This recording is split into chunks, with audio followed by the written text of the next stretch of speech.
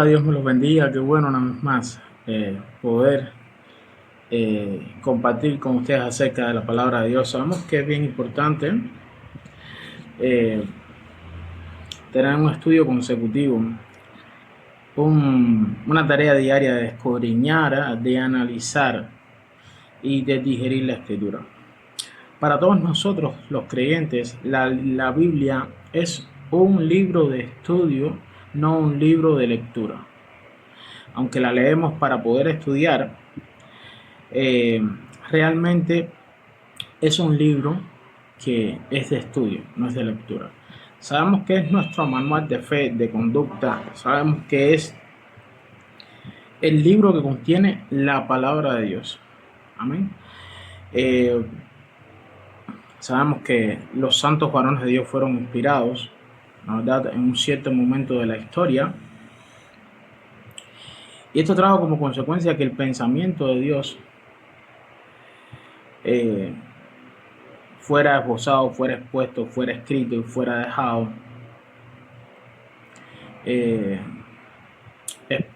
escrito en manuscritos antiguos como son los pergaminos y todo tipo de escrituras que usaron en un momento muy determinado de la historia, a lo largo de la historia en la que la escritura fue escrita, ¿no? ¿Verdad? Entonces, yo pienso que es bien importante que tengamos en cuenta esto siempre, porque eh, quizás yo estoy exponiendo un buen mensaje de la palabra y quizás Dios está haciendo la obra en mi vida eh, de tal manera en que estoy siendo de gran impacto para muchas personas. Pero la realidad es que importa mucho que tú escudriñes personalmente la escritura, que muchas personas vayan a la escritura y puedan hacer una exégesis y de hecho aprendan a hacer una exégesis. Amén. Lo más incisiva posible, donde haya una buena investigación, donde se vaya al idioma original, donde se vaya a la etimología de la palabra, donde se vaya a la raíz etimológica original de la palabra y también a entender y comprender qué motivos había en el corazón de aquella persona que fue inspirada para poner esa palabra, que es de vital importancia para poder entender eh, el texto en su contexto, etcétera, etcétera, etcétera, ¿no? ¿Verdad? Pues bueno, hoy vamos a empezar, vamos a seguir con la serie de estudios acerca del nuevo nacimiento. Ya hay dos estudios previos que he hecho, una especie de introducción hablando acerca del tema y también hay dos estudios que voy a incluir, la verdad que son estudios que tengo en mi página de Facebook. Pienso incluirlos, pienso incluso hasta ponerle una, incluso hasta mejor. Quiero tomar la esencia y ir más al detalle y ver en qué puedo ayudar para elaborar un mejor mensaje para ustedes. Recuérdense siempre de que es necesario de que podamos estar al tanto de cada una de las enseñanzas, de los mensajes y corroborarlo con pastores, con maestros de la congregación, que ellos realmente son los que están al tanto de su vida espiritual, amén, y son aquellos que velan por nosotros, amén, son aquellos que conocen y entienden la realidad espiritual de cada una de nuestras vidas, amén. En el caso mío ya yo estoy haciendo el ministerio, y es una cosa que debemos entender. Los dones ministeriales, los dones espirituales son para la edificación del cuerpo de Cristo, amén. Toda la escritura es inspirada por Dios, útil para redarguir, para instruir, para corregir, hasta que el hombre de Dios sea enteramente preparado para toda buena obra. O sea, de que nosotros debemos conocer, comprender, entender la escritura, debemos crecer en el conocimiento, en la gracia de nuestro Señor Jesucristo, hasta que en un momento dado ya nosotros estamos preparados para hacer toda buena obra, y ya pasemos a ser consiervos sin dejar de seguir aprendiendo, porque hay muchas cosas hay cosas que vamos a aprender, pero teniendo en cuenta de que eh, el conocimiento que necesitamos para servir, amén, eh, a la Grey, que o sea, ya ese lo poseemos, ¿verdad? La madurez espiritual, que estamos afirmados, que no somos neófitos, que hay una madurez en la fe, que hay un crecimiento eh, en conocimiento de nuestro Señor Jesucristo y en conocimiento de la Escritura, para nosotros poder conducirnos a la casa de Dios, para servir a la Grey. Ya eso está en la vida de aquella persona que está sirviendo en el ministerio. Está sirviendo en el ministerio, amén, porque ya está enteramente preparado para hacer toda buena obra, y esa persona ya pasa a ser consiervo. Es una persona confiable, como dice la Escritura, y gana un grado honroso y de respeto, de admiración para aquellos eh, que están iniciándose en los caminos de Dios, o que están empezando en sus primeros pasos en el Evangelio, y no solamente, sino que no tienen la madurez y que todavía no han sido capacitados totalmente al punto tal, ni edificados al punto tal de que ellos estén preparados para hacer toda buena obra y estén en el camino. Bueno, pues sin más, tenemos que tener en cuenta esto. Amén. Quisiera hacer un señalamiento antes de empezar con el tema, porque muchas veces me preguntan, hermano, ¿por qué no te estás congregando? Amén. Es una buena pregunta para aquellos que hoy en día no tienen la comprensión, ni tienen el entendimiento, ni tienen la madurez para poder comprender acerca de esto, ¿no? ¿Verdad? La realidad es que aquellos creyentes que están preparados para hacer toda buena obra y que tienen una estatura espiritual determinada y que saben conducirse en el Señor, que saben conducirse en la casa de Dios, que hay un peso de gloria en su vida, o sea, hay una bendición de Dios específica en su vida, hay una unción en su vida. Ya ese tipo de personas, aunque en un momento muy determinado puede necesitar que se ore por él porque cae en situaciones, aunque en un momento muy determinado esa persona puede haberse afectado en una de las áreas de su vida porque está incidiendo constantemente en algún pecado. Ese tipo de personas ya tienen la madurez, conocimiento, y tiene lo que tiene que tener. ¿Por qué? Porque todo lo que tú recibes de Dios ya tú no lo pierdes. Todo don perfecto desciende de lo alto del Padre y las luces, y los dones son irrevocables igual que el llamamiento. Todo lo que tú recibes de parte de Dios es un don. Es el favor de Dios manifestándose en su vida, en tu vida, y nada de eso lo vas a perder. Amén. Ahora, es cierto que todos somos disciplinados por Dios, porque la Biblia dice que a quien llama disciplina, a quien ama disciplina, perdón. Y entonces tenemos que tener en cuenta de que este tipo de personas que ya están preparados, enteramente preparados para hacer toda buena obra, porque tienen el conocimiento, porque tienen la madurez, amén. Todos llegan ahí producto del conocimiento, de una madurez y de un trato de Dios en tu vida, donde Dios añade conocimiento que se hace sabiduría en tu vida, porque tú llegas a entender de que las cosas son así y nadie te puede mover de ahí. Y tú te afirmas, te arraigas de una manera tal en que entiendes de que no hay otra forma de entender y comprender la teología, o de entender y comprender a Dios, o de entender y comprender la Escritura. Y esto es producto de una obra del Espíritu de Dios en tu vida. Y Él infunde sabiduría, espíritu de consejo, espíritu de conocimiento. Y es un trato de Dios constante en tu vida para que tú puedas crecer. Ahora, este tipo de personas, por lo general, son personas que son bien dependientes de Dios, son personas que tienen una comprensión acerca de cómo buscar a Dios, cómo humillarse delante de Dios, cómo en un momento dado, si tienen problemas en su vida espiritual, cómo llegar a encontrar a Dios y cómo una vez más ser restaurado, ser edificado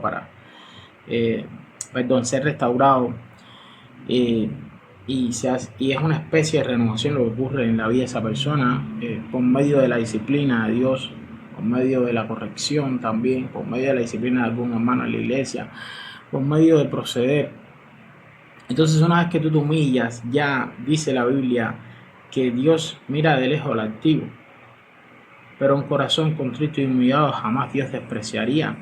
Y entonces hay a favor, la verdad, hay a favor en medio de ese momento en que necesitas el apoyo de Dios para poder seguir adelante. En caso, aunque eso suceda, escúchenme lo que estoy diciendo y comprenda muchas más cosas que, bueno, en un momento muy determinado lo vamos a terminar. Aunque eso suceda, ya esa persona tiene el conocimiento adecuado para esto. Incluso una persona que está preparada para hacer toda buena obra y que ya está trabajando en el cuerpo de Cristo. El cuerpo de Cristo no es una congregación, aunque en muchas de las ocasiones tú tienes que congregarte para servir al cuerpo de Cristo, pero el cuerpo de Cristo es la iglesia, es el creyente. Amén. De esto de que tenemos que entender de que aquellos que se tienen que congregar son aquellos que están dando pasos. Hermano, no se crea más, no tenga un más alto concepto de sí mismo. Amén, porque eso se lo va a mostrar Dios a usted. Amén. Usted va a entender y va a comprender de que usted necesita ya empezar a servir a Dios y que Dios le va a dar la capacitación suficiente para usted responder de la manera adecuada con la palabra de verdad. Y no solamente con la palabra de Dios, sino con la manifestación del poder de Dios. Entonces, esto deja ver de que tú ocupas el lugar en el cuerpo de Cristo. Tú no ocupas, tu lugar conforme al llamado que tú recibiste, conforme a la tarea que Dios te ha dado, conforme a los dones que has recibido de parte de Dios para fluir y cumplir con tu ministerio. Esto tú lo entiendes y lo comprendes, lo asimilas. Y entonces tú empiezas a fluir, pero tu lugar es en el cuerpo de Cristo cumpliendo con una función, no en una denominación, no en una congregación solamente. Usted debe entender de que usted tiene que afectar al reino de las tinieblas en donde quiera que usted se encuentre y hacer la obra de Dios con el cuerpo de Cristo en donde quiera que usted se encuentre. Recuérdense que los dones ministeriales, los dones espirituales son para el servicio, para la edificación del cuerpo de Cristo y también como motivo de evangelización, donde muchas personas que están ordenadas para salvación, que no han aceptado un mensaje de salvación, que no le han creído a Dios, que no han sido sellados con el Espíritu Santo de la promesa, que no han nacido de nuevo, este tipo de personas puedan acceder al arrepentimiento. Bueno, pues sin más, quiero que entiendan esto. Amén. No quiero que ahora empiecen a salir gente por ahí diciendo, yo estoy enteramente preparado para hacer esta buena obra, porque cuando vengan las situaciones a tu vida, cuando te tropieces con una persona que conoce, que comprende la palabra y empieces a hablar con ella y tú empieces a hacerle entender de que ya tú eres un hombre que está sirviendo al Señor, que está sirviendo en un ministerio. Amén. Es lo que quiero que entiendas. Y empiecen a hablar contigo, tú no seas capaz de hacer lo que tienes que hacer, ni de decir lo que tienes que decir. Así que sean bien entendidos en esto y sean bien humildes, hermano. No podemos tener más alto concepto de sí, ni menos concepto. La realidad es que tienes que tener el concepto que es, ni más ni menos. Amén. Pues bueno, hablando de nuevo nacimiento, y vamos a hablar de cómo es que naces de nuevo. Estuvimos viendo en el estudio anterior acerca de que como Nicodemo, uno de los principales pertenecientes al Sanedrín, maestro de Israel, uno de los principales maestros de Israel, se había acercado a Jesús para conversar, para platicar con Jesús, y Jesús le dice, de cierto te digo, Nicodemo, que si no naces de nuevo no podrás ver el reino de Dios. Nicodemo le dice, ¿cómo puede uno nacer de nuevo? ¿Cómo puede uno, siendo ya mayor, volver a entrar en el vientre de su madre? Es absurdo, Jesús. Es absurdo, Señor. Y el Señor le dice, bueno, Nicodemo, lo que es nacido de la carne, carne es, y lo que es nacido del espíritu, espíritu es. Curiosamente, teniendo en cuenta de que ya Nicodemo le estaba diciendo que sabemos que vienes de Dios, o sea, el Sanedrín sabía que venía de Dios porque nadie podía hacer las señales que él hacía. Y aún sabiendo esto, en muchas de las ocasiones después, los mismos lo condenan de echar afuera a los demonios por el poder de Belcebú. Entonces, algo que vamos a tocar después con respecto a este tema soteriológico, ¿verdad? Tenemos que tener en cuenta esto. ¿Por qué? Porque debemos entender y comprender de que el nuevo nacimiento se da, como estaba diciendo anteriormente en el estudio, por medio del agua y por medio del espíritu. O sea, si no naces de agua y del espíritu, no podrás ver el reino de Dios, ¿verdad? Estuvimos hablando de que el agua es representativa de la palabra de Dios. Amén. Y el espíritu es el espíritu de Dios. Nosotros no podemos nacer de nuestro propio espíritu. Nacer de. Una cosa es nacer por, en o de. ¿De qué tú naces? Entonces, no podemos nacer de nuestro propio espíritu porque sería absurdo. O sea, tú naces de alguien, naces de algo. Hubo una causa, un origen, algo que dio, que tuvo un comienzo por una causa y efecto. Entonces, eso lo produce el Espíritu de Dios en la vida del creyente. Amén. Ahora, estuvimos hablando y estuvimos haciendo, le estuvimos haciendo entender por medio de este pasaje bien contradictorio, porque a muchos, según lo que recoge la palabra en el idioma original, no podemos asegurar de que realmente se refiere al espíritu en una ocasión del espíritu humano o al espíritu de Dios. Pero realmente cuando vemos el contexto nos damos cuenta de que cuando vamos al pasaje de Ezequiel, donde Ezequiel habla de una verdad, de la misma verdad que acontece en el creyente de hoy en día, amén. O sea, os lavaré de todas vuestras inmundicias con agua limpia y quitaré un corazón de piedra y pondré un corazón de carne y pondré mi espíritu en vosotros. Amén. Eso es lo que habla Ezequiel, o lo que de lo que estuvimos hablando, de lo que estuvimos explicando, de lo que estuvimos comentando acerca de lo que Ezequiel recogía, y estuvimos haciendo entender, o sea, estuve tratando de hacer entender o de tratar de explicar lo mejor posible para que las personas pudieran comprender este pasaje. Amén. Ahora, ¿por qué el agua es tipo de la palabra de Dios? Como estábamos diciendo anteriormente, y era producto de la obra de purificación que hace la palabra de Dios en nuestra vida. Amén. De purificación.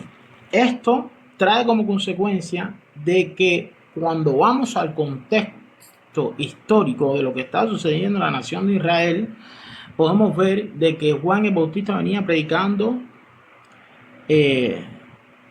estaba bautizando en el río Jordán y venía predicando el arrepentimiento, o de que todos debían proceder al arrepentimiento, y estaba haciendo una especie de exhortación, y no solamente eso, sino que estaba alertando acerca de un juicio venidero que iba a acontecer en la vida de aquellas personas que no se arrepintieran.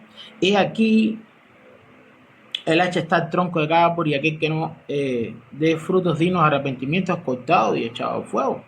La realidad es que cuando vemos la palabra en el griego original, la palabra arrepentimiento es metanoia, cambio de actitud, de modo de pensar, de modo de vivir.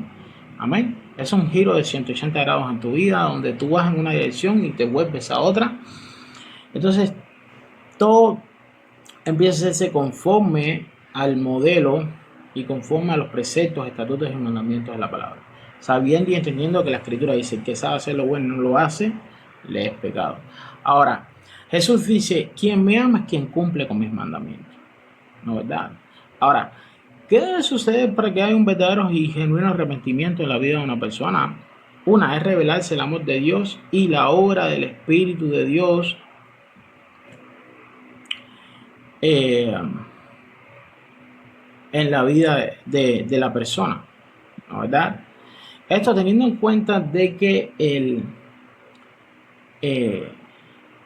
que la palabra de Dios viene sobre la vida de esa persona junto con la paz de Dios, que la paz de Dios es el poder de Dios manifestándose en la vida de una persona para acomodar el mensaje de la palabra de Dios, para traer el arrepentimiento.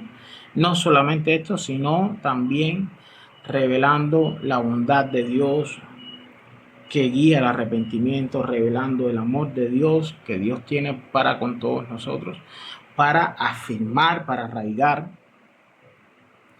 Amén, ¿no verdad? Y para arraigarnos en ese amor, amén, y teniendo en cuenta también de que debemos comprender de que las doctrinas de la gracia, de la redención, como la perseverancia de los santos, de que una vez de que tú eres salvo ya es imposible que pierdas la salvación, porque no hay nada que tú puedas hacer para permanecer siendo salvo, ni no hay nada que tú puedas hacer para perder la salvación. Precisamente, ¿por qué?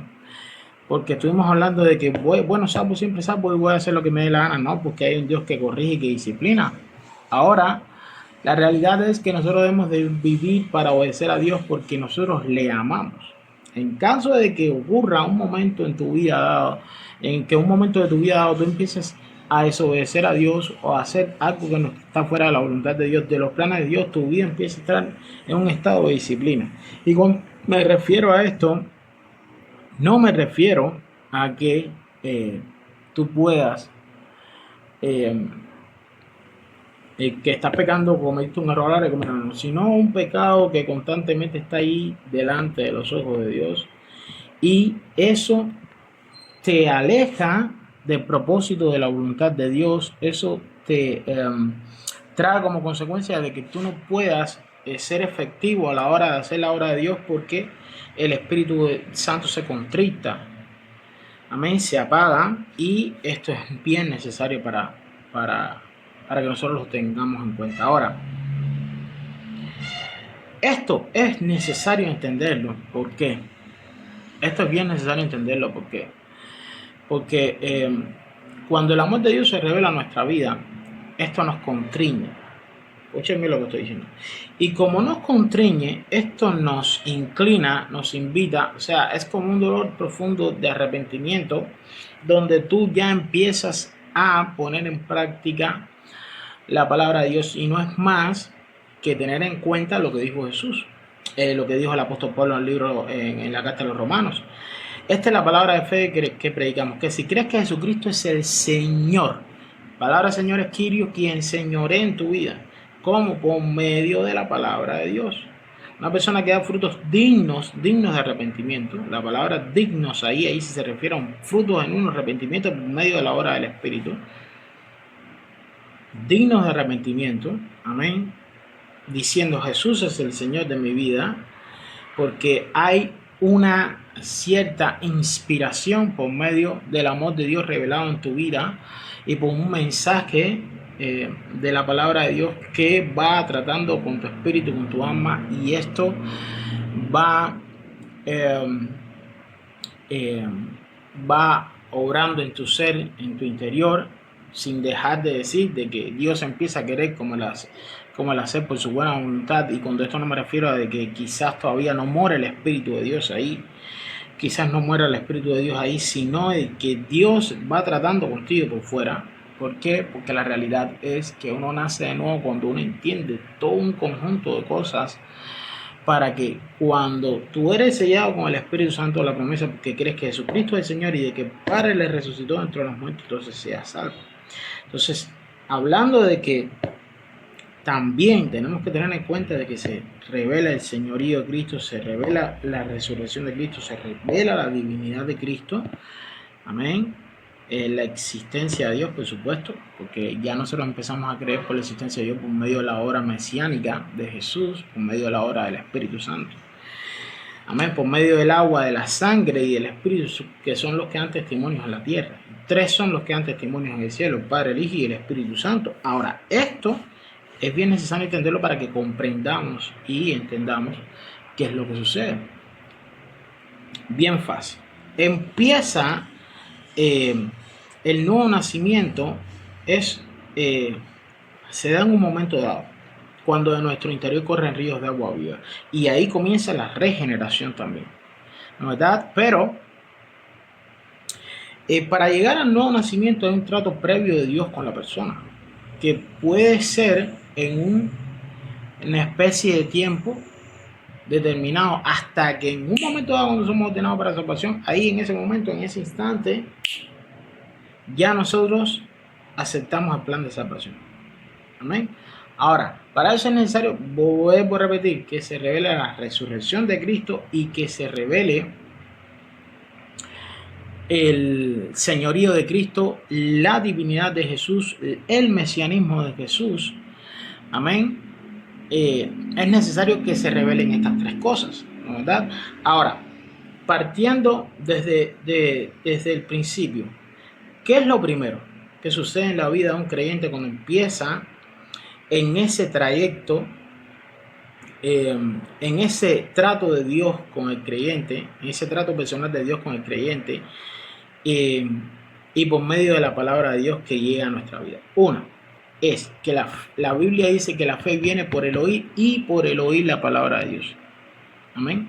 Por el oír y por el oír la palabra de Dios. Ahora, la palabra, nótense que dice la palabra, no dice la escritura. Podemos citar la escritura, pero si la citamos fuera de su contexto, ya realmente no es palabra, sino la palabra de Dios. ¿Amén?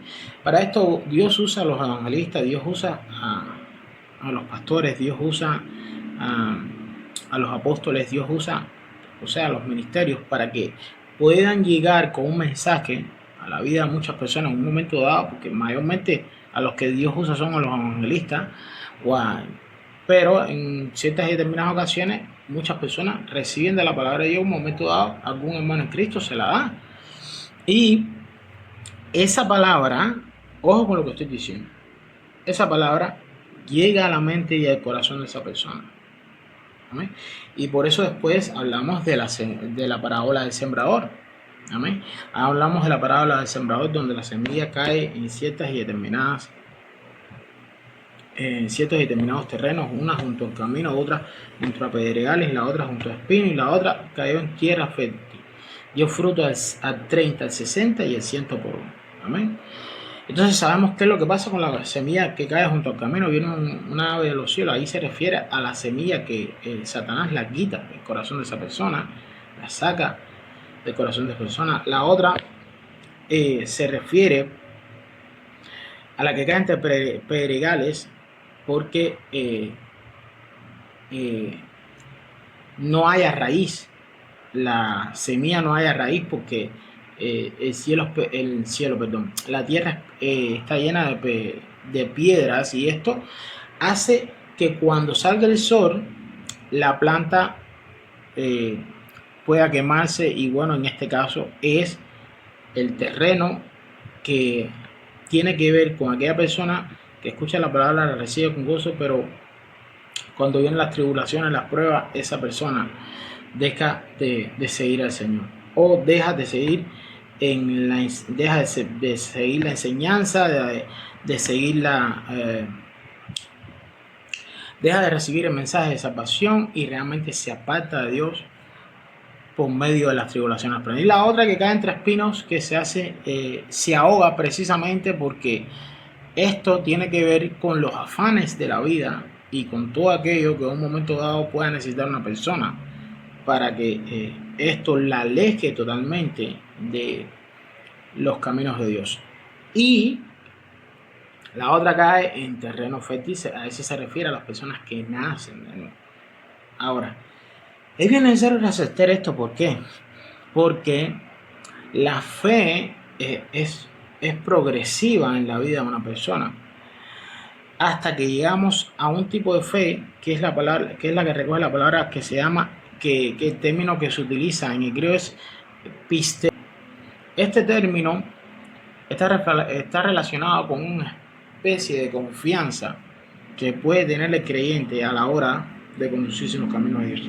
Hay una fe que es solamente fe de información, donde tú recibes información y te llenas de conocimiento, pero solamente albergas conocimiento, no albergas la palabra de Dios. Solamente albergas conocimiento. Mucho de ese conocimiento puede ser solamente escritura. Muchas de ellas sacadas fuera del contexto, en todos los sentidos, en fin, algunas cosas que pueden ser de buena enseñanza, de buena procedencia, en fin. Y hay otra fe que da un paso más allá, y esa fe empieza a crear afectos, sentimientos, emociones. O sea que ya este conocimiento está creando afectos, emociones, está produciendo emociones en la vida de la persona y está creando afectos y ya está generando sentimientos producto de una obra del Espíritu en la vida de la persona. Amén, porque esta fe tampoco salva. Amén, porque precisamente hay gente que recibe la palabra con gozo, pero esta persona que recibe la palabra de gozo, cuando vienen los problemas, las vicisitudes, las tribulaciones, esta persona se aparta. Ahora, del mismo modo pasa con las personas que en un momento muy determinado llegan los afanes de la vida, el aquello de querer tener, de querer emprender, y dejar a un lado los planes. Escúchenme lo que estoy diciendo. Dejar a un lado los planes de Dios y solamente enfocarte en tus planes y decir en cierto y determinado momento: a mí realmente esto no me resuelve nada, yo necesito resolver mis problemas porque a mí Dios no me da nada. Así dicen la gente incrédula en muchas de las ocasiones por ahí. Y esto trae como consecuencia de que te alejes de Dios. Pero hay otra que cae en un terreno fértil, y esa es a la persona que reconoce a Jesús como su Señor, porque no solamente afectó sus emociones esa persona por medio de la información que recibió, sino es una persona que pone por obra lo que ha recibido, sino que esas emociones produjeron en esa persona un arrepentimiento genuino, de cambio de actitud, de modo de pensar, de modo de vivir. Entendió de que Jesús es su Señor, entiende a lo largo de ese camino de que Jesús, de que el Padre le resucitó entre los muertos, y entiende también de que Jesús es el Mesías, Jesús es el Dios, o sea, el Theantropos, el Dios hombre, el Dios hecho carne, el Verbo encarnado.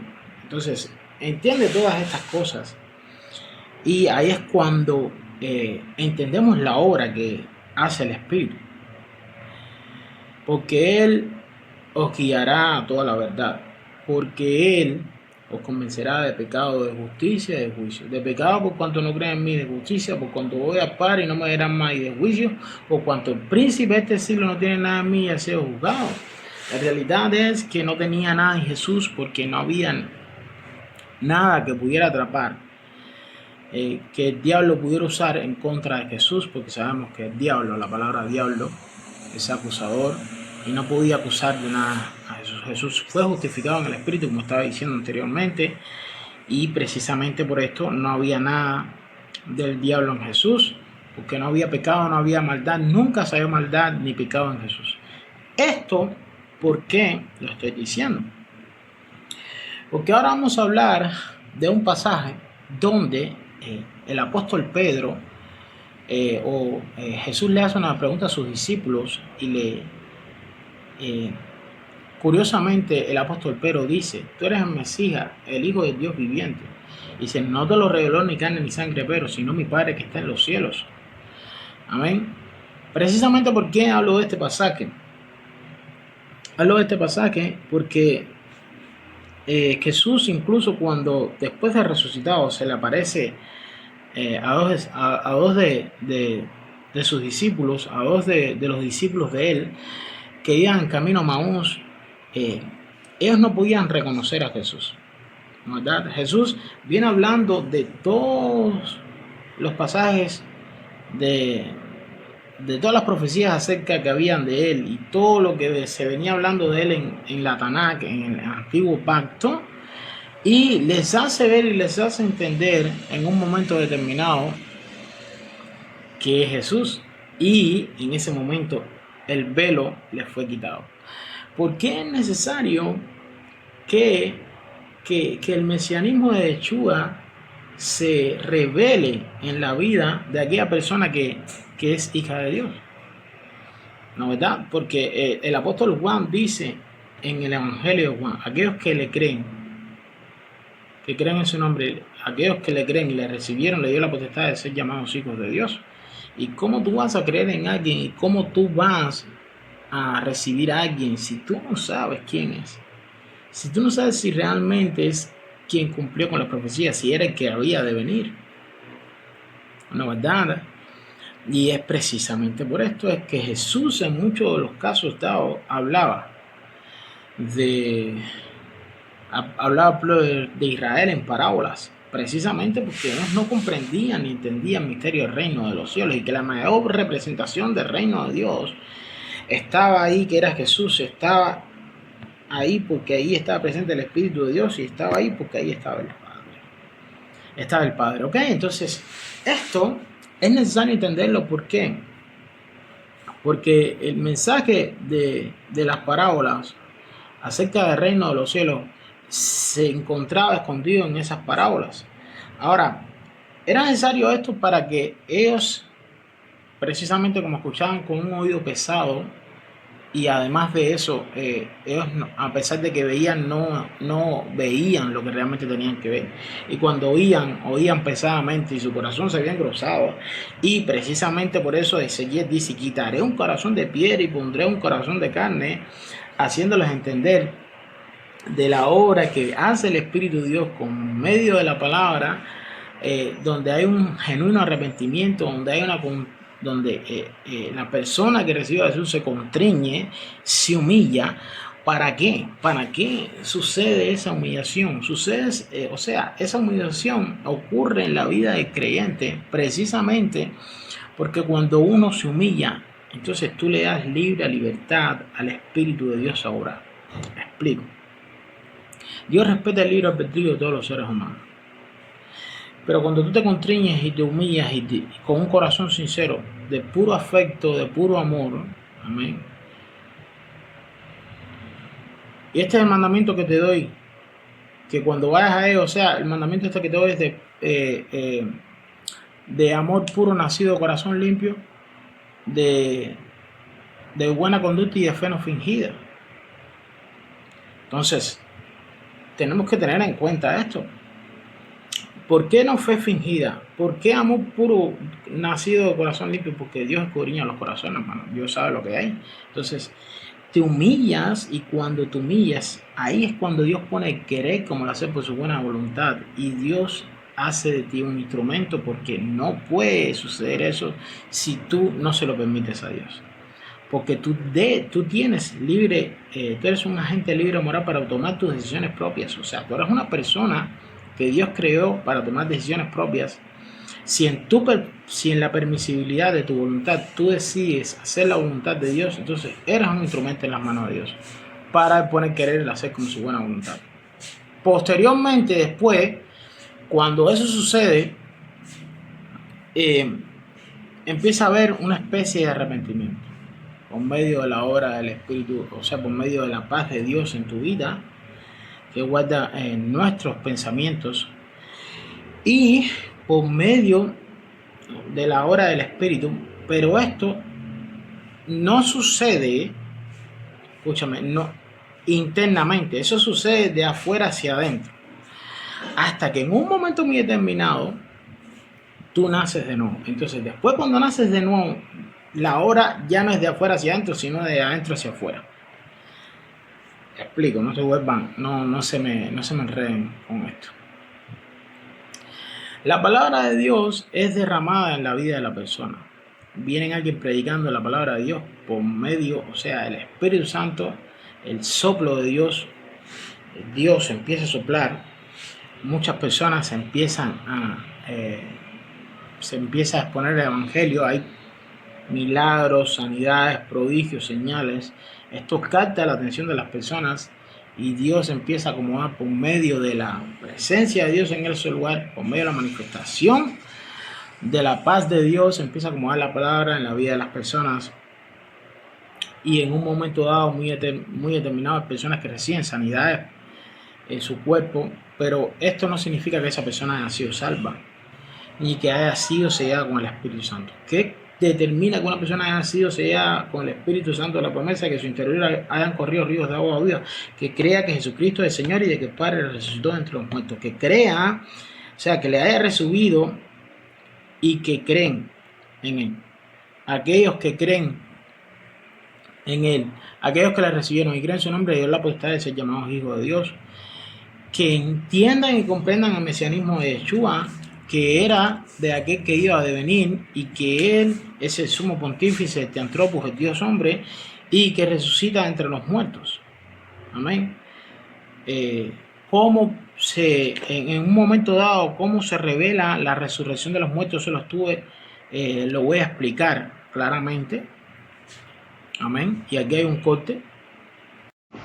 Estos tres aspectos hay que tenerlos en cuenta para llegar a entender el porqué de la resurrección de Cristo. Uno es el pecado, o mejor dicho, la naturaleza del pecado que había en Cristo Jesús, porque Jesús nunca pecó. La otra es la redención y la otra es la muerte. Estos tres eventos tuvieron que darse en la vida, tuvieron que ser casuales, o Jesús tenía que pasar por ellos, o tenía que darse en la vida de Jesús esto para que el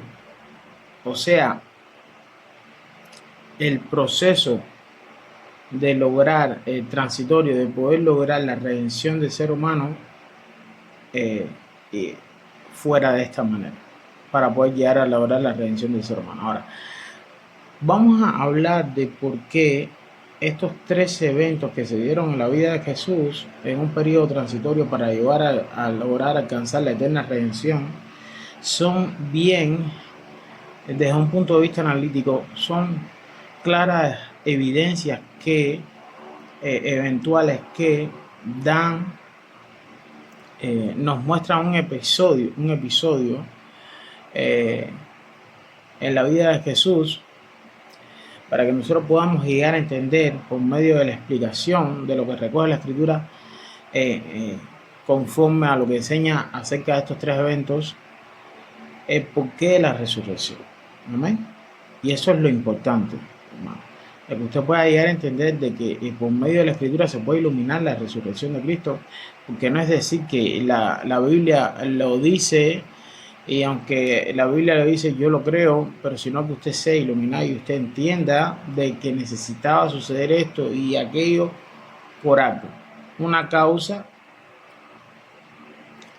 y esa causa trajo como consecuencia de que hubiera un efecto y de que se lograron un objetivo. Amén. Entonces vamos a ver conforme a lo que explicaremos acerca de la muerte, la redención en pleno, apolutrosis, el término apolutrosis, y también la muerte, la redención y la naturaleza de pecado que había en Cristo Jesús. Y citaremos un cuarto pasaje de lo que recoge la carta a los Romanos, conforme a lo que enseña el apóstol Pablo acerca de bautismo en el cuerpo de Cristo. Amén. Bueno, pues sin más, espero que lleguen a entender y a comprender esto. Y precisamente, ¿por qué el pecado? Porque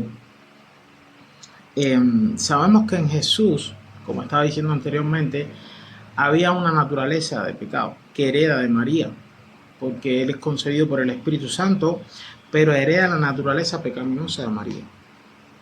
El pecado fue hereditario desde Adán y pasó así a todos los seres humanos. Entonces tenemos que tener en cuenta esto, partiendo de esto, sabiendo de que Jesús fue 100%, es 100% hombre, 100% Dios, ¿verdad? Comparte ambas naturalezas. Tenemos que entender que apelando a esto según lo que recoge la Escritura, leemos lo que dice Hebreos capítulo 9 a partir del versículo 23 en adelante. Fue pues necesario que la figura de las cosas celestiales fuesen purificadas así, pero las cosas celestiales mismas con mejores sacrificios que esto, hablando del sacrificio de Cristo Jesús. Porque no entró Cristo en el santuario hecho de mano, figura del verdadero, sino en el cielo mismo para presentarse ahora por nosotros ante Dios. Y no para ofrecerse muchas veces como entra el sumo sacerdote en el lugar santísimo cada año con sangre ajena. De otra manera le hubiera sido necesario padecer muchas veces después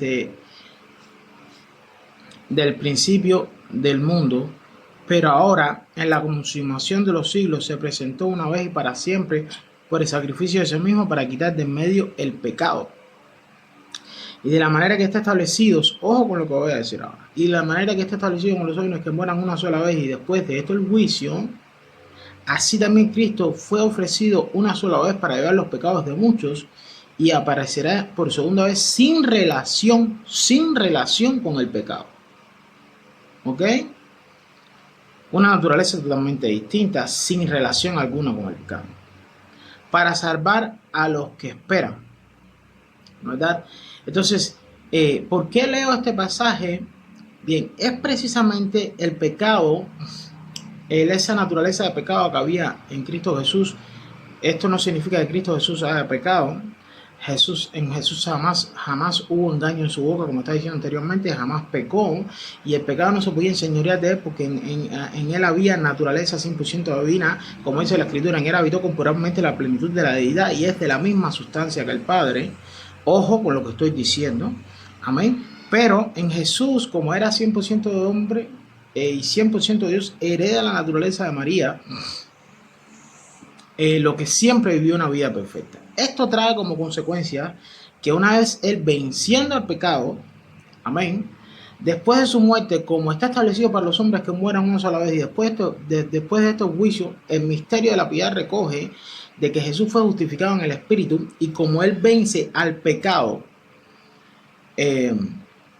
por medio de vivir una vida perfecta, esto trae como consecuencia de que una vez siendo justificado en el Espíritu, y habiéndosele hecho juicio, venciendo al pecado, como vence al pecado, él pueda tomar lugar totalmente, una vez más, conforme al diseño original del hombre. O sea, como él es 100% Dios, él pueda tomar originalmente, volver a tomar originalmente el diseño que fue creado para el hombre. ¿Y a qué me refiero con esto? Cuando Adán no había pecado en el huerto del Edén, en él no había pecado, o sea, no había conocimiento de bien o del mal, ¿verdad?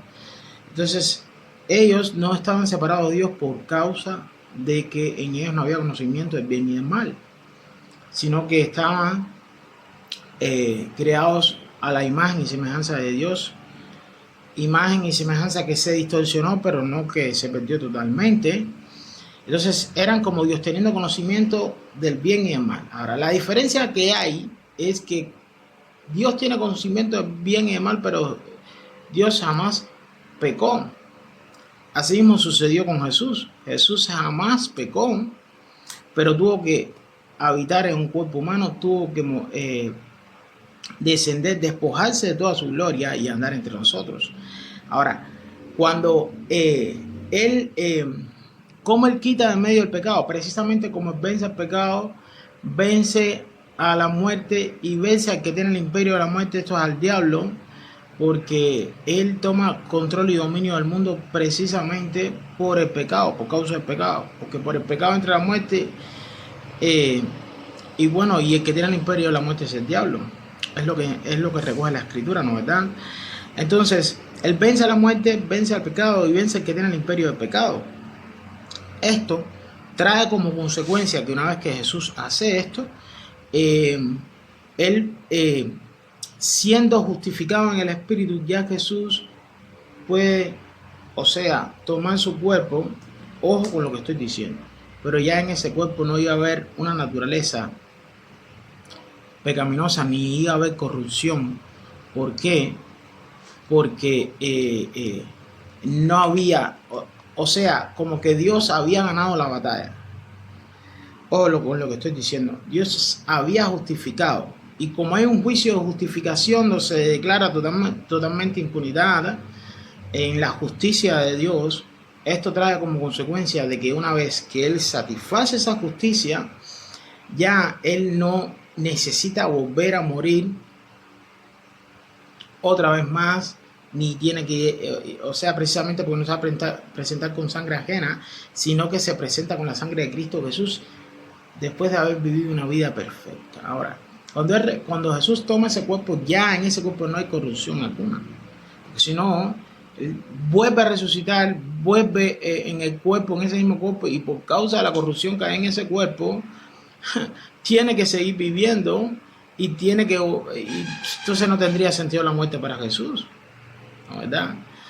Entonces, esto trae como consecuencia de que cuando Él toma el cuerpo, Él asciende en forma glorificada hasta ese cielo, ¿no verdad? Le dice a María Magdalena, no me toques porque aún no he subido al Padre. Es bien importante señalar esto precisamente porque no podía haber ningún tipo de contaminación y porque era necesario que así fuera. Ahora, en el cuerpo de Jesús no había ningún tipo de corrupción. Quiero que entiendas esto.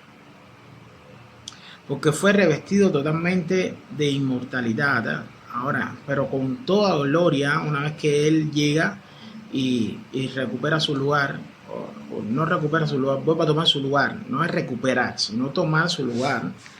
Ojo por lo que estoy diciendo. Él vuelve a oficiar y empieza a oficiar como fiel sumo sacerdote, según lo recoge la escritura.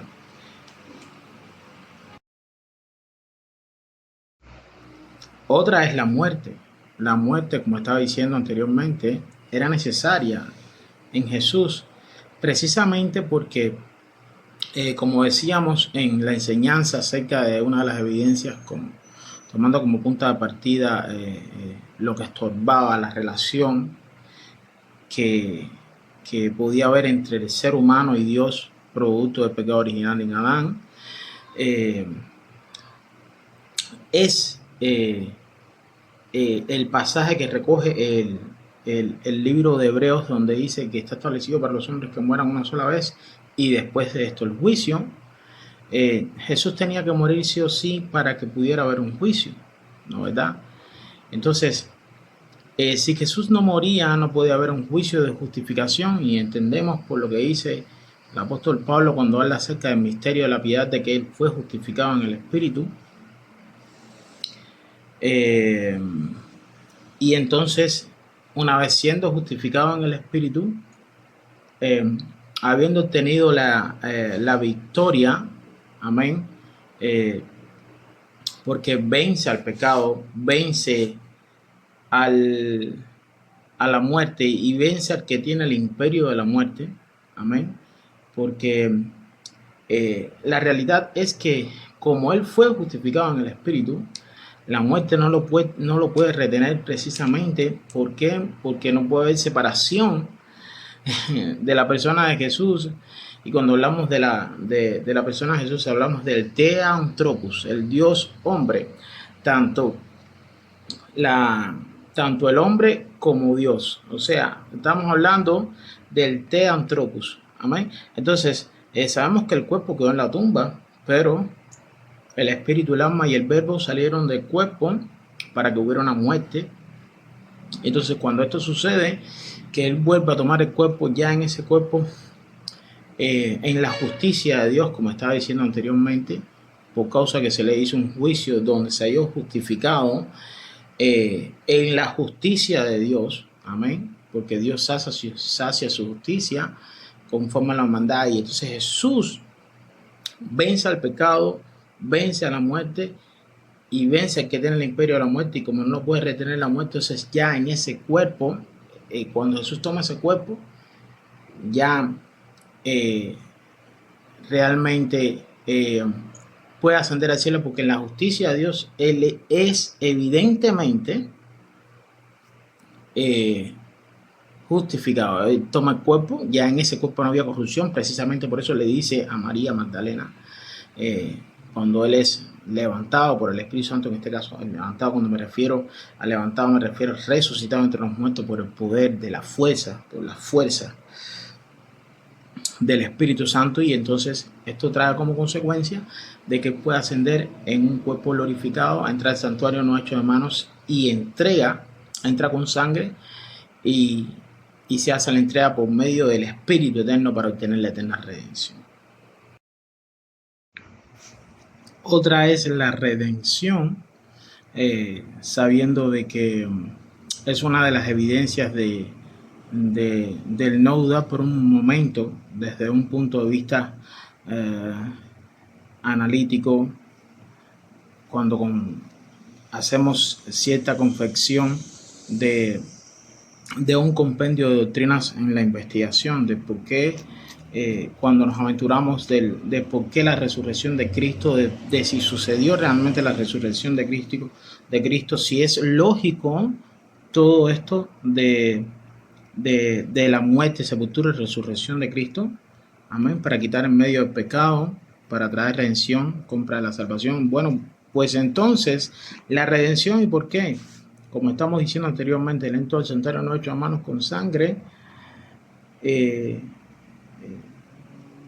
la cual fue entregada por medio del Espíritu Eterno para obtener la eterna redención. Y es precisamente porque la Escritura nos dice que la palabra redención ahí en el pasaje de Hebreos, cuando estábamos leyendo acerca de que Él entra al santuario no hecho a manos para obtener la eterna redención, es apolutrosis, es redención en pleno, es lo que Él obtuvo para que después, posteriormente, como está diciendo anteriormente, por causa de la entrega de la sangre del Espíritu Santo, portando la sangre de Cristo, pudiera lavarnos de todos nuestros pecados.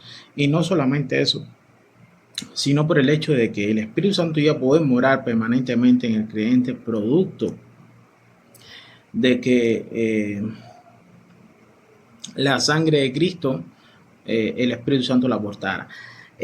¿Y cómo podemos saber esto? Pues es la evidencia de por qué cuando se predica el Evangelio verdadero es apoyada la palabra con señales para que llegue en plena certidumbre. La evidencia de que el Evangelio verdadero y de que la exposición adecuada de la palabra conforme a todas estas enseñanzas que he venido dando es real y es verdadero, es producto de que es confirmado con señales. El Evangelio verdadero es confirmado con señales. El apóstol Pablo, cuando hablaba mucho de la ocasión de la iglesia, como decía anteriormente, dice que el Evangelio de vosotros no solamente en palabras, sino en el poder del Espíritu Santo. Y esa es la evidencia de que se ha predicado y de que se ha enseñado el Evangelio verdadero. Por eso él decía a la iglesia en Roma: nada nos podrá separar del amor de Dios. Amén. Para los que aman a Dios, todas las cosas obran para bien. Esto es conforme al propósito de los que son llamados hijos de Dios. A los que antes llamó, a estos también justificó, y a estos también glorificó. ¿Qué pues? Si Dios es por nosotros, ¿quién con nosotros? ¿Quién acusará a sus escogidos? Realmente nada nos podrá separar del amor de Dios, ni lo alto ni lo profundo, ni los ángeles, ni la muerte, nada nos puede separar del amor de Dios. Es lo que quiero que entiendas. Una vez que le perteneces a Dios, eres de Dios y de nadie más. Entonces, tres son los que dan testimonio en el cielo: el Padre, el Hijo y el Espíritu Santo. Y en la tierra son tres los que dan testimonio: el agua, la sangre y el Espíritu. Entonces, tenemos que tener esto en cuenta para que podamos llegar a entender de que Jesús vive y que intercede por nosotros, y de que logró tener la eterna redención, y de que el Evangelio es eficaz y efectivo para que hoy la iglesia tenga plena certeza y esperanza, amén, de que Jesús resucitó. Bueno, pues el apóstol Pablo, apóstol enviado a los gentiles, a predicarle a los gentiles, pues aparece, y entonces en una de las cartas a los romanos, cito, según lo que recoge la Biblia, dice, ¿qué pues diremos? ¿Perseveraremos en el pecado para que la gracia abunde? En ninguna manera, porque lo que hemos muerto al pecado, ¿cómo viviremos aún en él? ¿No sabéis que todos los que hemos sido bautizados no por, sino en Cristo, ¿ok? Todos los que hemos sido bautizados en Cristo Jesús, hemos sido bautizados en su muerte, porque somos sepultados juntamente con él para muerte por el bautismo, a fin de que como Cristo resucitó de los muertos por la gloria del Padre, así también nosotros andemos en una vida nueva. Porque si fuimos plantados juntamente con él en la semejanza de su muerte, así también lo seremos en la de su resurrección. Sabiendo esto, que nuestro viejo hombre fue crucificado juntamente con él, para que el cuerpo del pecado sea destruido, a fin de que no sirvamos más al pecado. Porque el que ha muerto ha sido justificado del pecado. Si morimos con Cristo, creeremos que también viviremos con él. Bueno, pues se aparece el apóstol Pablo a una de las iglesias en Roma y escribe eh, este tremendo misterio acerca del bautismo en Cristo Jesús. Precisamente porque hablo de este pasaje, porque hemos estado hablando del arrepentimiento y hemos estado hablando del pecado, pero como, como bien decía anteriormente, el bautismo de Juan, sabiendo que cuando Jesús, antes de iniciar su ministerio, va y desciende las aguas del río Jordán, él les dice, conviene que se cumpla con toda justicia. Y es precisamente por lo que estábamos abordando, el tema que estábamos abordando acerca de la purificación, según lo que cita la ley, de estas abluciones, de estos lavamientos, que tenía eh, tenían que hacerse todas aquellas personas que habían tenido, como estaba diciendo anteriormente en el mensaje, que tenían cierta contaminación eh, en diferentes casos, producto de lo que había sucedido, ¿no? Ellos procedían a hacerse este tipo de lavamientos. Eh, y entonces, haciendo una purificación externa, pero ya el apóstol, mejor dicho, el profeta Juan el Bautista, ya estaba exhortando a las personas y a que descendieran a bautizarse y no solamente también a que se arrepintieran de sus pecados. Precisamente, como hemos citado anteriormente la palabra acerca del juicio de Dios que vendría sobre aquellas personas que no se arrepintieran de sus pecados, él como, como profeta preparando el camino para que viniera Cristo, como estaba diciendo anteriormente, y luego el apóstol Pablo a los gentiles dice que ¿o no sabéis que todo lo que hemos sido bautizados en Cristo Jesús? ¿Y por qué habla de que somos bautizados en Cristo Jesús? ¿Verdad? Y después posteriormente dice, porque somos sepultados juntamente con Él para muerte por el bautismo. Para muerte por el bautismo. Seguimos. A fin de que como Cristo resucitó de los muertos por la gloria del Padre, así también vosotros andemos en nueva vida. Y curiosamente, lo primero que dice el apóstol Pablo es, ¿o no sabéis que todos los que hemos sido bautizados, la palabra bautizo en el griego significa inmersión, en Cristo, hablando de que somos sumergidos en Cristo, Jesús, hemos sido bautizados en su muerte? Y es precisamente porque tenemos que entender de que la Biblia dice claramente, para que podamos entender este pasaje y arrojar más luz sobre este pasaje, y le damos gracias a Dios porque es quien revela sus misterios, quien revela los misterios de la Escritura. La palabra dice claramente de que que la vida de la carne se encuentra en el sangue. Curiosamente, cuando somos lavados con la sangre de Cristo, eh, eso deja hablar mucho de su muerte, deja hablar mucho de su muerte porque fue la sangre que fue entregada por causa de su muerte física para que por esa sangre nosotros, él alcanzar la eterna redención y nosotros, o sea, para que nosotros posteriormente, en un momento dado de la historia, como está diciendo anteriormente, fuéramos redimidos o en nosotros pudiera morar el Espíritu Santo de Dios. Y es precisamente por la libertad que tiene el Espíritu Santo de obrar, libertad que no tenía antes, por este lavamiento de la sangre de Cristo Jesús. Entonces, por eso es que dice, no sabéis que todos hemos sido bautizados en Cristo Jesús por el lavamiento de la sangre, que el Espíritu Santo porta la sangre de Cristo. El Espíritu no se da por medida, sino que de nuestro interior empieza a correr ríos de agua viva. Todo nuestro ser, o sea, el Espíritu de Dios está en todo nuestro ser. Una cosa es ser lleno del Espíritu, ojo, y otra cosa es que el Espíritu de Dios esté en nuestro ser. Amén. Y nosotros podamos ser lavados con esa sangre y esa sangre, el lavamiento de esa sangre en todo nuestro ser. Ojo con lo que estoy diciendo. Ojo con lo que estoy diciendo, ¿ok? En todo nuestro ser, porque después hablaremos de la llenura del Espíritu Santo para que no se me pierda. En todo nuestro ser es de lo que habla la palabra aquí. ¿No sabéis que todos los que hemos sido bautizados en Cristo Jesús? ¿Ok?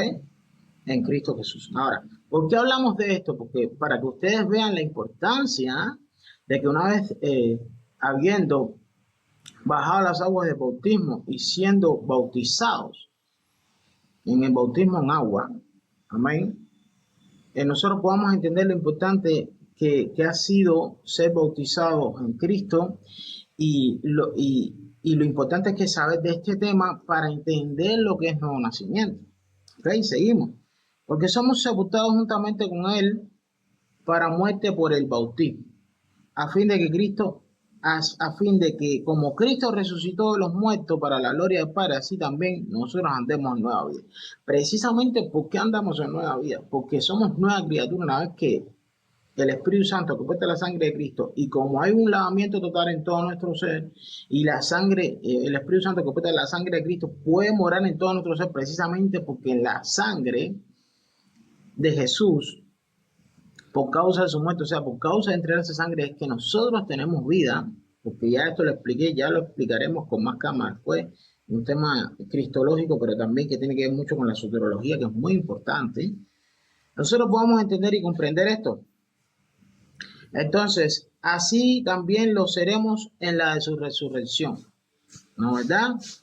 Precisamente, vamos a andar en nueva vida, porque la Biblia dice que si somos nueva criatura, he aquí todas las cosas viejas pasaron y todas son hechas nuevas.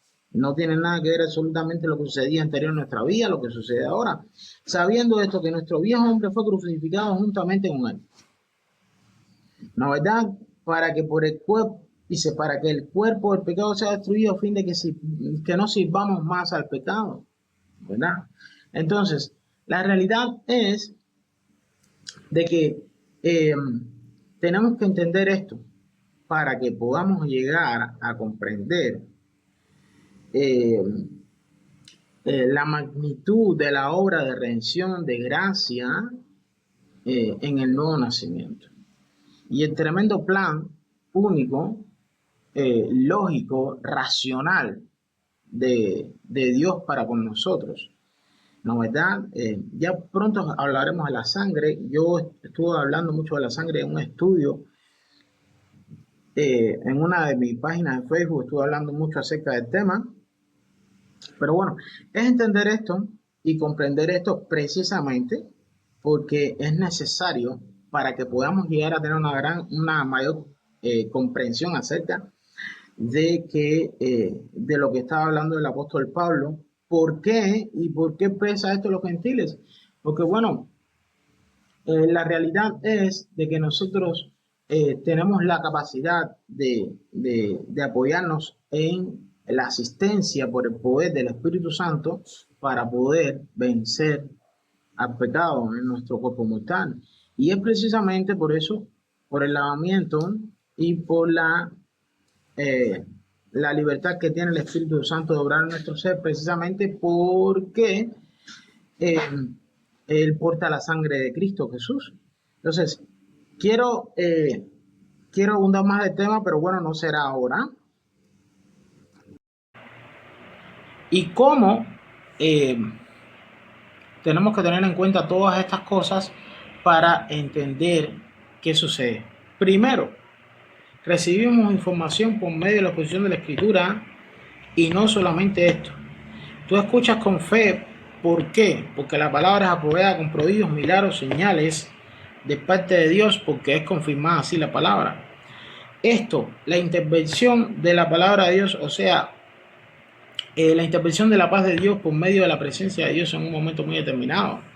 Esto trae como consecuencia que esa palabra sea acomodada y que la persona recibe mensaje de salvación y todo aquello que interesa para que en un momento dado, o sea, muy determinado, a esa persona se le revele el señorío de Cristo, la necesidad del señorío de Cristo en su vida y la resurrección de Cristo en la vida. Que se revele a su vida también, ¿verdad? Porque es una cuestión de revelación, ¿no? La Biblia puede decir que Jesucristo resucitó entre los muertos. Yo puedo decir yo creo, pero yo creo sin profesar. Es la realidad, ¿verdad?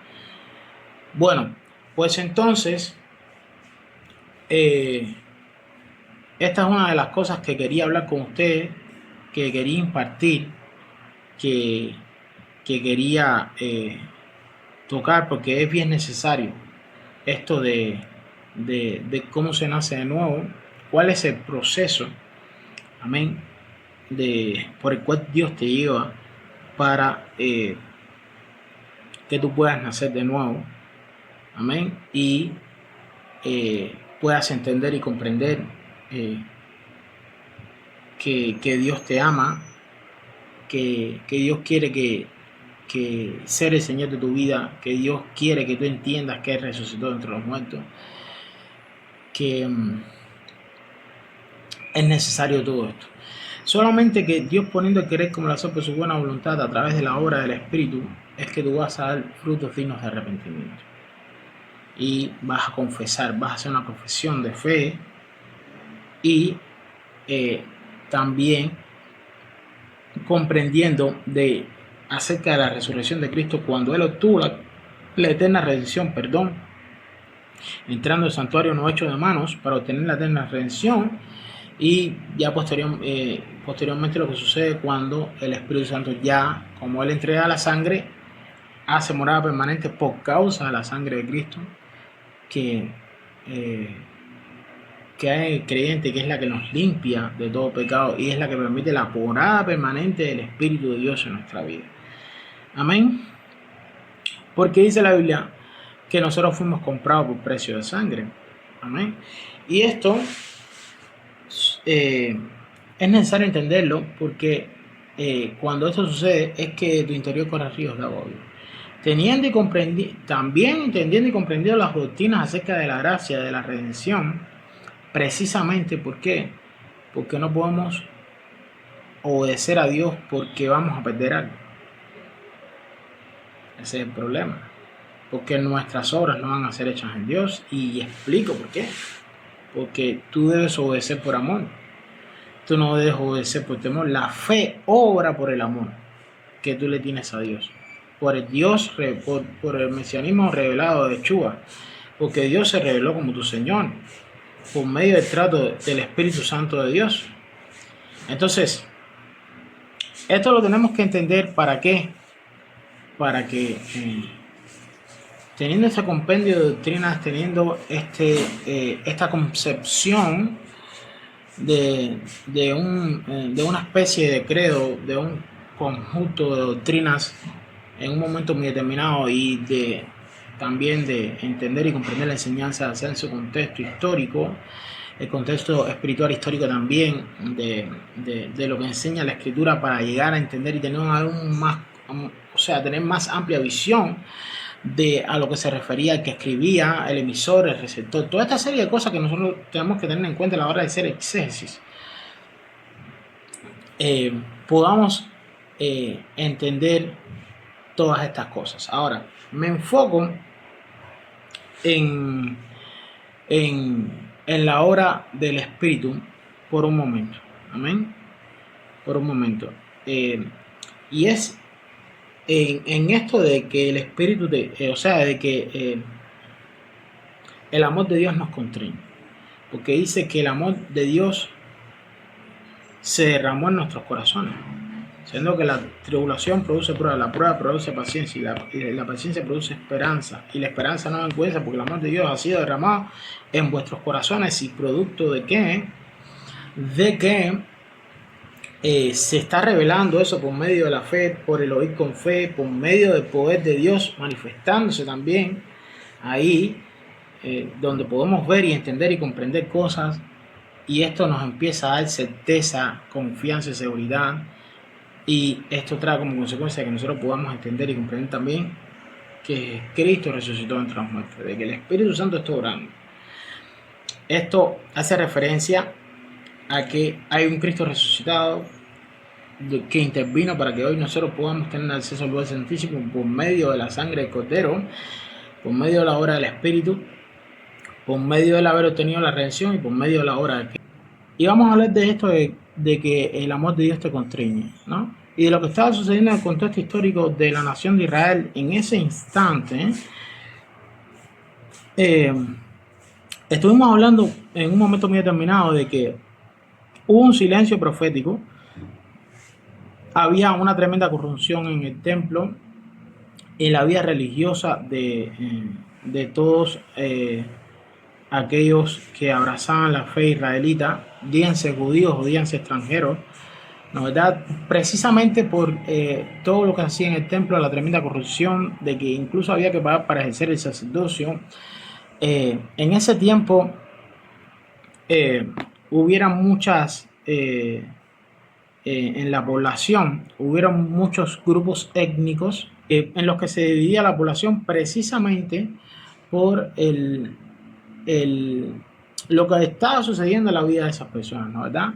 Y producto de todo lo que estaba sucediendo en el contexto histórico de Israel, ya sea producto de el yugo romano que había en la nación de Israel, que había sucedido al imperio griego, y esto estaba trayendo como consecuencia de que la pobreza se agravaba en Israel, producto de los impuestos y producto de todo aquello que traía como consecuencia el recelo, el resentimiento, el sufrimiento en la nación, porque había muchos que no podían. Entonces había muchos grupos, estos grupos, producto de la corrupción que había en Israel, había unos en el desierto como eran los famosos esenios, otros eran los escribas, los fariseos, otros eran los saduceos, otros eran los herodianos, otros eran los celotes, todos perseguían una meta, todos perseguían en su entendimiento, en su comprensión de las cosas, ellos perseguían un objetivo, y esto traía como consecuencia de que en muchos de los casos la misma población se viera afectada y quedara sin entendimiento, precisamente porque los sacerdotes o los fariseos no tenían la comprensión adecuada para que pudieran las demás personas ser iluminadas y encontrar la salvación en Dios. Los escribas y fariseos no eran salvos, ni los saduceos tampoco. Ellos no creían en la resurrección de entre los muertos. Esto traía como consecuencia de que Israel no estuviera recibiendo la enseñanza de la Escritura de la manera adecuada.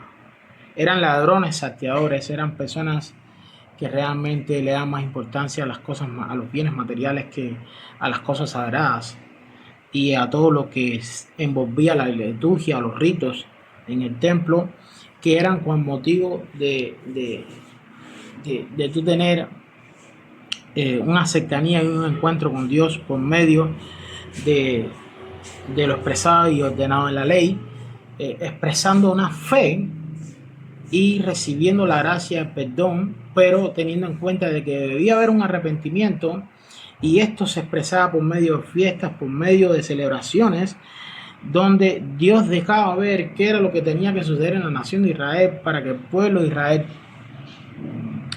pudiera conducirse de la manera adecuada y entendiera qué era lo más importante de la ley: el amor, la justicia, la misericordia, y además de eso, de que debían acercarse a Dios con una plena certidumbre, con fe y con un corazón contrito, humillado y arrepentido. No como los fariseos que decían: yo tengo esto, yo hago aquello, yo soy así, yo soy así, yo soy así.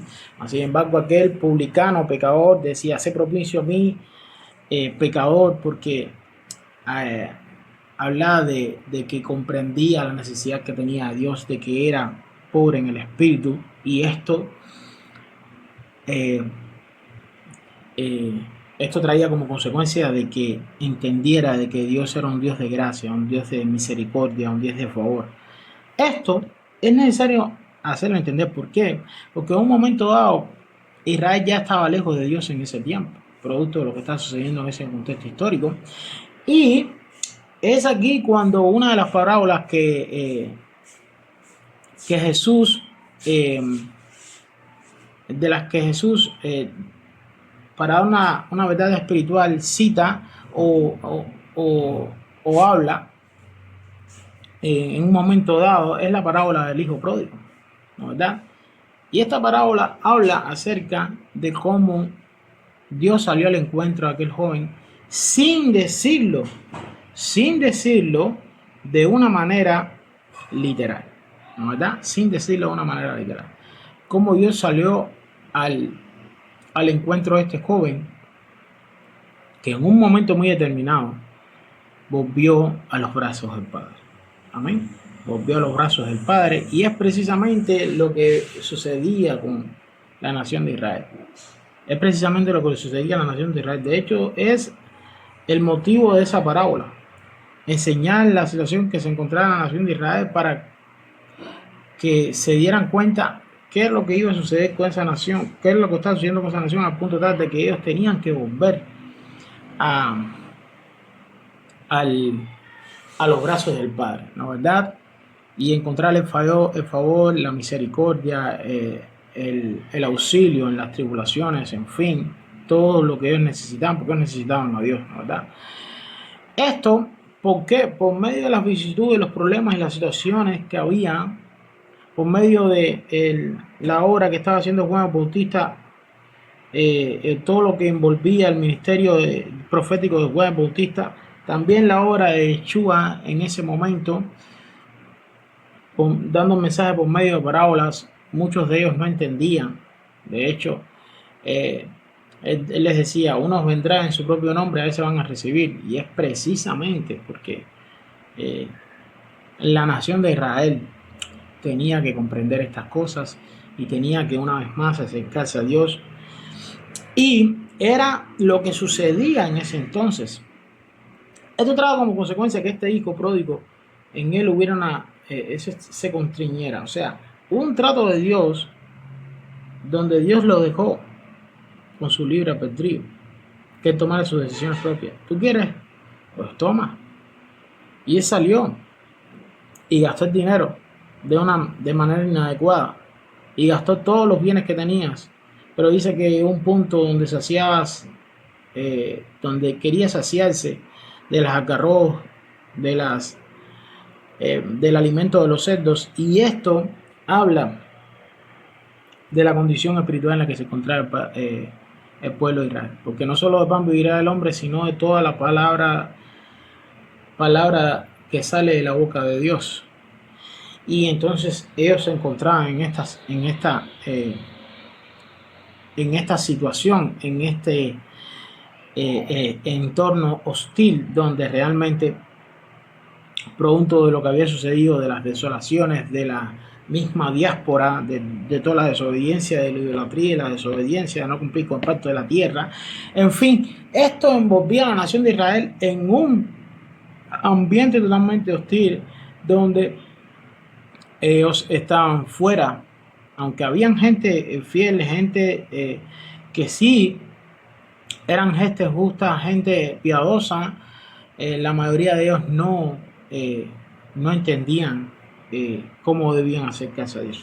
Esto es necesario hacerlo, explicarlo. ¿Para qué? Precisamente porque unos volvían a los brazos del Padre. Dios respetó el libre albedrío, pero producto de las vicisitudes, los problemas, las tribulaciones que vinieron a su vida, Él se constriñó y entendió que debía volver a los brazos del Padre. Pero otros se endurecían y su postrer estado era peor, porque dice que aún 7 espíritus peores iban a venir a la vida de estas personas. Y es otra parábola que cita Jesús. Amén. Y su postrer estado viene a ser peor. Precisamente es necesario entender todas estas cosas. ¿Para qué? Para que podamos entender qué era lo que sucedía en ese tiempo. Y es lo que pasó con los escribas, con los fariseos, con los saduceos, con aquellos que no abrazaron el mesianismo de Yeshua ni el señorío de Cristo Jesús. En un momento dado de la historia, cuando verdaderamente el Dios hombre, el Verbo encarnado, vino a esta tierra a salvar la humanidad. Ahora, esto lo hago, esta explicación la hago para que entiendan de que en un momento dado no sucede. Muchos llegan a Jesús porque tienen problemas, situaciones, y vienen a los brazos del Padre y de Dios. En medio de esa tormenta, en medio de esos momentos difíciles, de vicisitudes, de problemas, de tribulaciones, de tormenta, Dios intercede y usa eso para revelar su señorío por medio de Cristo, de señoría de Cristo Jesús. Y no solamente eso, sino que resucita entre los muertos y revela el mesianismo de Yeshua y su obra salvífica. Ahora, esto es necesario tenerlo en cuenta. Amén. Porque el Padre es quien revela al Hijo. El Padre es quien trae a la persona hasta el Hijo, y por medio de la obra del Espíritu Santo revela al Hijo, para que después, posteriormente, la persona entienda de que Jesús es el Mesías, Jesús es nuestro Señor, y de que Jesús es nuestro Salvador. Amén. Y que resucitó entre los muertos, porque la palabra dice, que Dios dice en Isaías, y entendemos, o sea, la divinidad de Jesús, que dice que era de la misma sustancia que el Padre, sin dejar de entender y comprender de que en Él habitó corporalmente la plenitud de la deidad. Y esto es necesario resaltarlo. ¿Para qué? Para que podamos entender de que a Pedro no se lo había revelado ni carne ni sangre, sino el Padre que está en los cielos. El Padre se lo había revelado, lo trajo hasta Jesús, le reveló el mesianismo de Yeshua, le reveló la divinidad de Jesús, le reveló el señorío de Cristo, le reveló la resurrección de entre los muertos de Jesús, y todos ellos fueron salvos. Todos ellos fueron salvos. Solamente el hijo de perdición que realmente, como dice la escritura, del hijo de perdición. Incluso no se le reveló la resurrección de Cristo, porque nunca vio a Cristo crucificado, sino que ya sabemos el destino de Judas, que murió y que se suicidó, ¿no verdad? Y que se colgó. Y esto, ¿para qué hago todo este recuento y para qué hago toda esta especie de redundancia en medio de este estudio? Y es precisamente para que podamos entender todo lo que gira en torno al trato de Dios en la vida de una persona por medio del conocimiento que debemos entender que Dios, por medio de la palabra y por medio del Espíritu Santo, obra en nuestras vidas para que nosotros podamos nacer de nuevo. El nuevo nacimiento es del agua y del Espíritu, ¿verdad? Y tenemos que entender esto. Tenemos que entender que hay un amor incondicional, que hay una perseverancia de los santos, que hay una depravación total donde el ser humano está afectado en todo su ser, espíritu, alma y cuerpo, por el pecado, donde hay una gracia irresistible, Y esto es precisamente por el término quo, de que Dios te atrae. Pero esa atracción es por medio de un trato, como está diciendo, previo, para que podamos nosotros entender el mensaje de salvación, podamos ser justamente confortados y consolados y arraigarnos y cimentarnos y entender y comprender de que Jesús es el único Dios verdadero y toda esta serie de cosas que venía explicando, por medio de la inspiración, por medio del trato de Dios, por medio de la obra del Espíritu Santo. Ahora, quien me ama es quien guarda con mis mandamientos. Entremos yo y el Padre y haremos morada. Por eso Juan el Bautista decía, que es otra cosa que es necesaria para tener en cuenta en toda esta serie de enseñanzas acerca del nuevo nacimiento, de cómo se nace de nuevo. Él decía así, seré bautizado con el Espíritu Santo y fuego. El Espíritu Santo, porque seremos sumergidos en el Espíritu Santo, pero y también en fuego. Eso es lo que está queriendo decir. Esa I griega que hay ahí, o esa conjunción que hay ahí, hace referencia de, además de que somos sumergidos aquí, también seremos sumergidos aquí. Amén. Porque Él los bautizará en Espíritu Santo y fuego. Seremos bautizados en el Espíritu Santo y fuego. Amén. Y eso es lo que sucede cuando nosotros recibimos a Dios en nuestra vida, en nuestro corazón. Seremos sellados con el Espíritu Santo de la promesa. En nuestro interior correrán ríos de agua viva. Seremos bautizados en el Espíritu. Seremos bautizados en el cuerpo de Cristo por medio del lavamiento de la sangre de Cristo Jesús. Y recibiremos un bautismo en fuego. Amén. Hablando de la presencia del Padre y del Hijo que vendrían a morar en nosotros. A eso se refiere. Bueno, pues sin más, hermanos, esto es solamente un previo adelanto de cómo se nace de nuevo. Posteriormente haremos un estudio haciendo una breve reseña, una reseña amplia con respecto a cómo podemos, desde un punto de vista bíblico, bibliocéntrico, por decirlo así de esta manera, ¿no?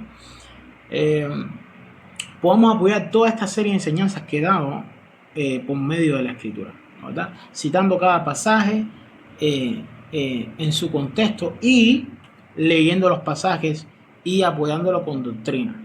O sea, y haciendo ver que realmente son doctrinas, que realmente es una doctrina, que todo lo que se está enseñando aquí es doctrina. Amén.